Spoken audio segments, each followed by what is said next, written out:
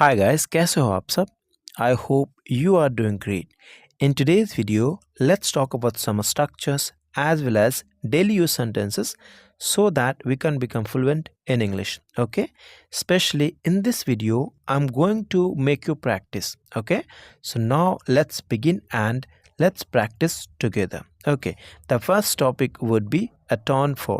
Atone for का मतलब होता है प्रायश्चित करना. ओके किसी चीज़ से या कोई काम ऐसा कर दिया आपने उससे आप प्रायश्चित करते हैं उस जगह पे आप अटोन फॉर को यूज़ कर सकते हैं।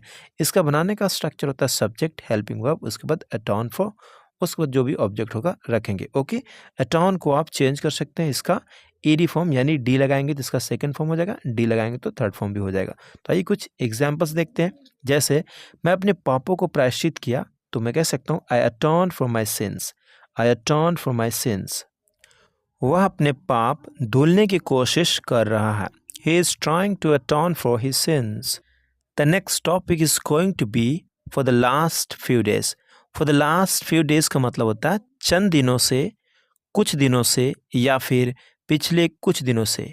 इन जगहों पर आप for the last few days को यूज़ कर सकते हैं। ओके इसका बनाने का स्ट्रक्चर होता है सेंटेंस रखेंगे उसके for the last few days मतलब कि आपको प्रेजेंट परफेक्ट टेंस में आपको दिखाना है या फिर प्रेजेंट परफेक्ट कॉन्टिन्यूअस टेंस में दिखाना है। जैसे अगर मैं कहता हूँ चंद दिनों से तुम मुझसे बात नहीं कर रही हो मतलब चंद दिनों से तुम मुझसे बात नहीं करते रही हो, उस जगह पे हम कहेंगे you have not been talking to me for the last few days. चंद दिनों से तुम मुझसे मिलने नहीं आई हो, you have not come to meet me for the last few days. वह चंद दिनों से स्कूल नहीं गया है, he has not gone to school for the last few days. The next topic would be mean a lot. Mean a lot मतलब बहुत मायने रखना। ओके उस जगह पे आप mean a lot को यूज़ कर सकते हैं। mean को आप चेंज कर सकते हैं सब्जेक्ट और टेंस के हिसाब से। इसका बनाने का स्ट्रक्चर होता है सब्जेक्ट मीन अ लॉट उसके बाद ऑब्जेक्ट। ओके मीन को आप चेंज करते रहेंगे। जैसे आप मेरे लिए बहुत मायने रखते हैं तो कह सकते हैं you mean a lot to me, इस तरह से यूज़ करेंगे। जैसे यहाँ पे देखते हैं कुछ सेंटेंसेस, यह तुम्हारे लिए बहुत मायने रखता है, it means a lot to you, it means a lot to you. Okay तुम्हारी ज़िंदगी में छोटी छोटी बातें बहुत मायने रखती है, little things mean a lot in your life, little things mean a lot in your life. तुम्हारी बातें मेरे लिए बहुत मायने रखती है, your talks mean a lot to me. अगला टॉपिक है to a great extent. To a great extent का मतलब तक काफ़ी हद तक, उस जगह पे हम टू अ ग्रेट एक्सटेंट को यूज़ करते हैं। इसका बनाने का स्ट्रक्चर होता है टू अ ग्रेट एक्सटेंट उसके बाद सेंटेंस रखेंगे या फिर पहले सेंटेंस रखेंगे उसके बाद टू अ ग्रेट एक्सटेंट को आप रख सकते हैं। ओके आइए कुछ एग्जाम्पल्स देखते हैं। जैसे काफ़ी हद तक मैं सही बताया था, to a great extent I told you truth मतलब मैं आपको सही बताया था काफ़ी हद तक, तो कह सकते हैं to a great extent I told you truth. Guys अगर आप 400 से अधिक एडवांस इंग्लिश स्ट्रक्चर्स इसी तरीके से जो मैं आपको बता रहा हूँ, जिस तरीके से मैं बता रहा हूँ, जो भी स्ट्रक्चर्स यहाँ लिखा हुआ है ऐसा ही ई बुक में 377 पेज का है, उसमें 400 से अधिक एडवांस इंग्लिश स्ट्रक्चर्स को कवर किया गया है। तो अगर आप चाहते हैं तो उसे आप डिस्क्रिप्शन में लिंक दी गई है, उसे आप डाउनलोड कर सकते हैं। ओके लेकिन आपको थोड़ा सा अमाउंट पे करना पड़ेगा। तो आइए टॉपिक की ओर बढ़ते हैं। मैं काफ़ी हद तक उसे पसंद करता हूँ, I like her to a great extent. मैं काफ़ी हद तक उसे इम्प्रेस करने की कोशिश किया हूँ, I have tried to impress her to a great extent. आइए डेली यूज सेंटेंसेस को भी देखते हैं। जैसे तुम्हारा खाना हो गया या नहीं, आर यू डन ईटिंग और नॉट। तुम्हारा बोलना हो गया या नहीं, आर यू डन स्पीकिंग और नॉट। तुम्हारा नहाना हो गया या नहीं, आर यू डन बाथिंग और नॉट। तुम्हारा पढ़ाना हो गया या नहीं, आर यू डन रीडिंग और नॉट। तुम्हारा चिल्लाना हो गया या नहीं, आर यू डन शॉटिंग और नॉट। तुम्हारा रोना हो गया या नहीं, इसे आपको कमेंट करना है। अगला स्ट्रक्चर है what else could. What else could मतलब और क्या करता। जैसे अगर आप कहते हैं और मैं क्या करता तो आप कह सकते हैं what else could I do, what else could I do. इसका बनाने का स्ट्रक्चर बड़ा ही सिंपल है, व्हाट एल्स कुड उसके बाद सब्जेक्ट उसके बाद वर्ब की फर्स्ट फॉर्म। और तुम क्या पहनते, what else could you wear, what else could you wear. और मैं किसे बताता, whom else could I say? और वह कहाँ जाती? Where else could she go? अगला स्ट्रक्चर है यहाँ पे what else should.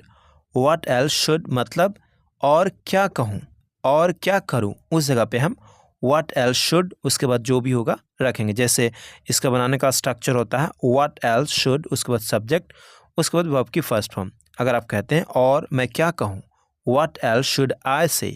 What else should I say? और मैं क्या सोचूं, what else should I think? What else should I think? और वह क्या कहे, what else should he say? अगला स्ट्रक्चर है mean nothing to.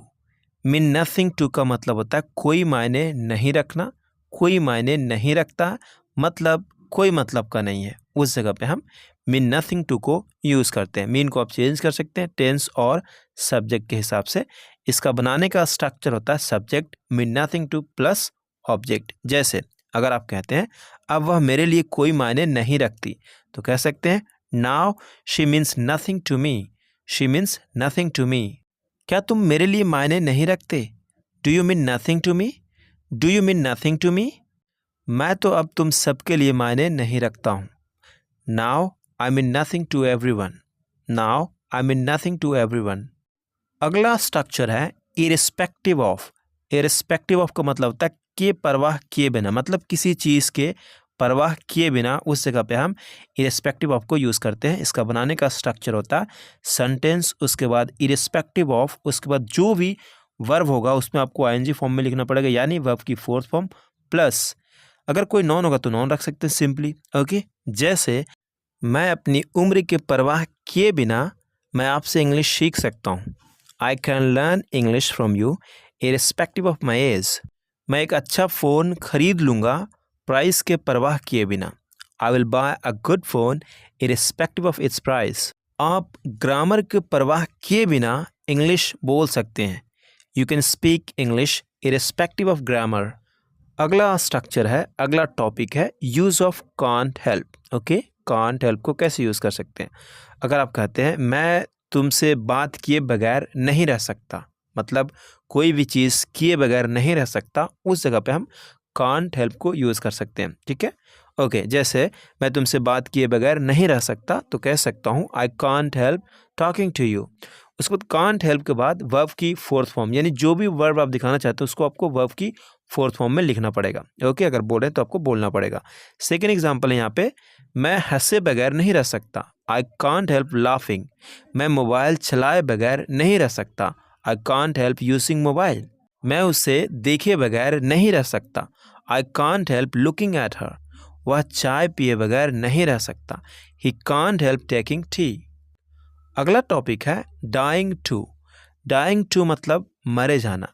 सचमुच में कोई मरे नहीं जा रहा है यहाँ पे, बट क्या होता है कई बार बेकरार, मतलब सिचुएशन ऐसा होता है कि बस मैं तो अब तुमसे मिलने ही वाला हूँ, मैं तो तुमसे मिलने के लिए मरे जा रहा हूँ, तो उस जगह पे हम डाइंग टू को यूज़ करते हैं। जैसे मैं उससे मिलने के लिए मरा जा रहा हूँ, तो कह सकता हूँ I am dying to meet her. मैं उस नौकरी को पाने के लिए मरा जा रहा हूँ। I am dying to get that job. वह मुझसे बात करने के लिए मरी जा रही है। She is dying to talk to me. क्या तुम यह गेम खेलने के लिए मरे जा रहे हो? Are you dying to play this game? क्या तुम अंग्रेजी सीखने के लिए मरे जा रहे हो? Are you dying to learn English? The next topic would be butter someone up. Butter someone up का मतलब था किसी को मस्का लगाना, उस जगह पे हम बटर समवन अप को यूज़ कर सकते हैं। समवन की जगह पे आप चेंज कर सकते हैं। ओके, ऑब्वियस सी बात है कि आप वहाँ चेंज करेंगे। इसका बनाने का स्ट्रक्चर देखते हैं, सब्जेक्ट हेल्पिंग वर्ब, उसके बाद बटर अप, उसके बाद ऑब्जेक्ट। बटर को आप चेंज कर सकते हैं। ओके, जैसे भी टेंस होगा और सब्जेक्ट होगा उसके हिसाब से आप चेंज कर सकते हैं। तो आइए कुछ एग्जांपल्स देखते हैं। तुम उसे मस्का लगा रहे हो, तो कह सकते हैं you are buttering him up. You are buttering him up. मैं तुम्हें मस्का नहीं लगाता रहता हूँ। I don't keep buttering you up. I don't keep buttering you up. मुझे मस्का मत लगाओ। Don't butter me up. Don't butter me up. अगला स्ट्रक्चर है जस्ट बिकॉज। जस्ट बिकॉज का मतलब होता है सिर्फ इसलिए। ओके, इसका बनाने का स्ट्रक्चर होता है जस्ट बिकॉज, उसके बाद पहला सेंटेंस रखेंगे, उसके बाद डजंट मीन या फिर इट डजंट मीन दैट कह सकते हैं आप, उसके बाद सेकंड सेंटेंस को रखेंगे। जैसे इस पर थोड़ा सा एम्फेसाइज करते हैं। अगर मैं कहता हूँ सिर्फ इसलिए कि तुम मेरा भाई हो, इसका ये मतलब नहीं कि तुम कंपनी में समय पर नहीं आओगे। मतलब कंपनी आते हो लेकिन आप लेट आते हो, तो मैं उसी बात पे ये कह रहा हूँ, सिर्फ इसलिए कि तुम मेरा भाई हो इसका ये मतलब नहीं कि तुम कंपनी समय पर नहीं आओगे। Just because you are my brother doesn't mean that you won't come in the company on time या फिर in the office on time. सिर्फ इसलिए कि मैं आपका दोस्त हूँ इसका यह मतलब नहीं कि तुम मुझे कुछ भी जो चाहो कहता रहो। Just because I am your friend doesn't mean that you keep saying anything you like. सिर्फ इसलिए कि उसने तुम्हें गाली दिया इसका ये मतलब नहीं कि तुम उसे जान से मरवा दोगे। Just because he abused you doesn't mean that you will get him killed. अगला स्ट्रक्चर है इट्स ऑब्वियस दैट। जाहिर सी बात है कि, ओके इसका बनाने का स्ट्रक्चर होता है इट्स ऑब्वियस दैट, उसके बाद जो भी सेंटेंस रखना चाहते हैं रख सकते हैं। जैसे जाहिर सी बात है कि तुम मुझे पसंद करते हो, की लगाओ या ना लगाओ that would be okay as well. Okay, it's obvious that you like me. जाहिर सी बात है कि तुम भी दोगे, it's obvious that you will also give. It's no use, कोई फ़ायदा नहीं, इट्स नो यूज़ उसके बाद वर्ब की फोर्थ फॉर्म प्लस ऑब्जेक्ट। अब रोने से कोई फ़ायदा नहीं, now it's no use weeping, it's no use crying. तुम्हारे साथ रहने से कोई फ़ायदा नहीं, it's no use living with you, it's no use living with you. अगला स्ट्रक्चर है a burden to. A burden to मतलब होता है एक बोझ। ओके, एक प्रकार की मतलब एक बोझ, उस जगह पे हम अ बर्डन टू को यूज़ करेंगे। इसका बनाने का स्ट्रक्चर होता है सब्जेक्ट हेल्पिंग वर्ब उसके बाद a burden to plus noun. जैसे मैं एक अपनी फैमिली का बोझ हूँ, I am a burden to my family. मैं अपने दोस्तों का एक बोझ नहीं हूँ, I am not a burden to my friends. मैं उसका एक बोझ नहीं हूँ, I am not a burden to him, I am not a burden to him. Use of no matter what. Use of no matter what, जैसे अगर आप कहते हैं चाहे जो भी हो मैं उससे माफ़ी नहीं मांगूंगा, no matter what I will not apologise. चाहे जो भी हो मैं उसका साथ दूंगा, no matter what I will stand by him. चाहे जो भी हो मैं वहाँ नहीं जाऊँगा, no matter what I will not go there. चाहे जो भी हो मैं वहाँ नहीं जाऊँगा, no matter what I will not go there. चाहे जो भी हो मैं उससे नहीं मिलूँगा, no matter what I will not meet him. चाहे जो भी हो मैं नहीं पढ़ूँगा, no matter what I will not study. यहाँ पे आप नो मैटर व्हाट के बाद हैपन्स बोल सकते हैं, नहीं तो इन शॉर्ट लोग ऐसे भी बोलते हैं no matter what I will not go there. बहुत ज़्यादा यूज़ होता है, आप भी इसे यूज़ करिए। रादर मतलब होता है उल्टा। जैसे उल्टा वह मुझसे नफ़रत करती है, कोई कहता है नहीं नहीं वो तो आपसे प्यार करती है, लेकिन उल्टा वह मुझसे नफ़रत करती है, शी रादर हेट्स मी। उल्टा मैं उसकी मदद करता हूँ, आई रादर हेल्प हिम। उल्टा वह मुझे गाली देता है, ही रादर अब्यूजेस मी। अगला टॉपिक है इंस्टेड ऑफ। इंस्टेड ऑफ का मतलब होता है के बजाय। ओके, मतलब इसके बजाय वो, उस जगह पे हम इंस्टेड ऑफ को यूज़ करते हैं। जैसे प्यार के बजाय मैं उससे नफ़रत करता हूँ, I hate her instead of loving. चाय की बजाय मैं कॉफ़ी पीता हूँ, I take coffee instead of tea. Mobile की बजाय मैं लैपटॉप चलाता हूँ। इट्स सिंपल बना सकते हैं आप। अगला टॉपिक है, अगला structure take too long. Take को आप चेंज करेंगे, ओके, टेक को टुक, टेकन कर सकते हैं। बहुत देर लगाना, उस जगह पे हम टेक को यूज़ करते हैं, टेक टू लॉन्ग। जैसे तुम बहुत देर लगाते हो, यू टेक टू लॉन्ग। तुम बहुत देर लगाते हो, यू टेक टू लॉन्ग। ज़्यादा देर मत लगाना, डोंट टेक टू लॉन्ग। ज़्यादा देर मत लगाना, डोंट टेक टू लॉन्ग। ज़्यादा देर लगाने की ज़रूरत नहीं, no need to take too long, no need to take too long. अगला स्ट्रक्चर है नो एज लिमिट।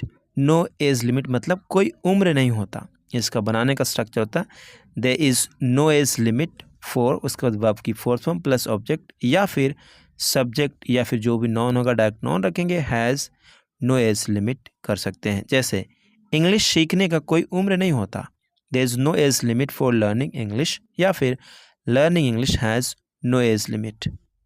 अगला सेंटेंस है शिक्षा प्राप्त करने की कोई उम्र नहीं होता है, there is no age limit for getting education, या फिर getting education has no age limit. अच्छे मैनर होने का कोई उम्र नहीं होता, there is no age limit for having a good manner, having a good manner has no age limit. अगला स्ट्रक्चर है शेड। शेड टीयर्स मतलब होता है आंसू बहाना। ओके, इसका बनाने का स्ट्रक्चर होता है सब्जेक्ट, हेल्पिंग वर्ब, उसके बाद शेड टीयर्स, उसके बाद ऑब्जेक्ट। शेड को आप चेंज कर सकते हैं। ओके, जैसे अब आंसू मत बहाओ, डोंट शेड टीयर्स नाउ। अब तुम आंसू क्यों बहा रहे हो? Why are you shedding tears now? वह हमेशा आंसू बहाता रहता है। He always keeps shedding tears. वह जा चुकी है, अब तुम्हें आंसू नहीं बहाना चाहिए। She has gone now, you should not shed tears. I hope you got it everything in this video.